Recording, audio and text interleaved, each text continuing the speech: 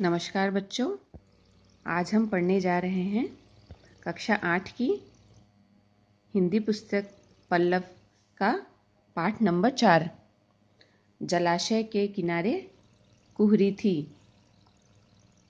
इस कविता की 4 पंक्तियां हम पहले ही पढ़ और समझ चुके हैं, तो इसकी अगली पंक्तियां को समझ लेते हैं। किनारे सुनसान थे,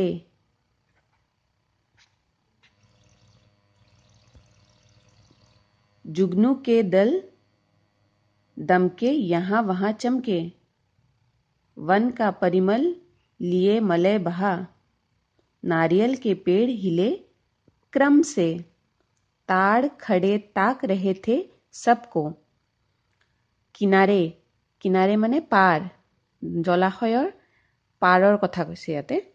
পাৰ সুনচান থে, তাৰ মানে সুনচান মানে হ'ল নিজান নিৰিবিলি।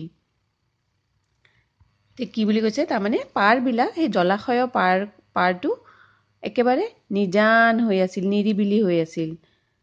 তাতে কোনো ধৰণৰ আমাৰ গাড়ী মটৰৰ শব্দ নাই বা মানুহৰ হুলস্থুল কথা পতাৰ শব্দ নাই, একদম হুলস্থুলবিহীন পৰিৱেশ, একেবাৰে নিৰিবিলি পৰিৱেশ পাৰটোত, জলাশয়ৰ পাৰটোত। जुगनू के दल दमके यहाँ वहाँ चमके। जुगनू মানে হ'ল জোনাকী পৰুৱা। তোমালোকে জোনাকী পৰুৱা দেখিছা নহয়? দল মানে হ'ল দল, তোমালোকে দল বান্ধি বান্ধি খেলা নহয়, টিম, হয়নে? তাৰমানে जुगनू के दल, তাৰমানে जुगनूৰ দলবিলাকে ইফালে সিফালে ধুনীয়াকৈ উজলি আছিল বা জিলিকি আছিল।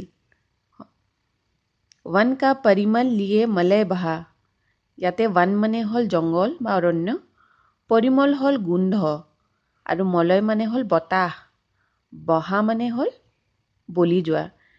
তাৰ মানে হ'ল যেতিয়াই বতাহ বলিছিল তেতিয়াই এটা ধুনীয়া জংগলৰ গোন্ধ এটা আহিছিল।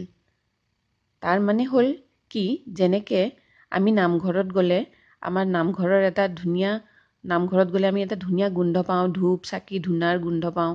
তেনেকৈ হস্পিটেললৈ গ'লে আমি এটা বেলেগ ধৰণৰ ঔষধৰ ফিনাইলৰ গোন্ধ পাওঁ, হয়নে? তেনেকৈ জংঘলৰো এটা কি, গছ পাত বন লতা ফুলৰ এটা গোন্ধ থাকে। যেতিয়া এই পুখুৰী পাৰটোতো যেতিয়াই বতাহ বলিছিল তেতিয়া এটা ধুনীয়া জংঘলৰ গোন্ধ, গছ পাতৰ ফুলৰ গোন্ধ এটা পোৱা গৈছিল।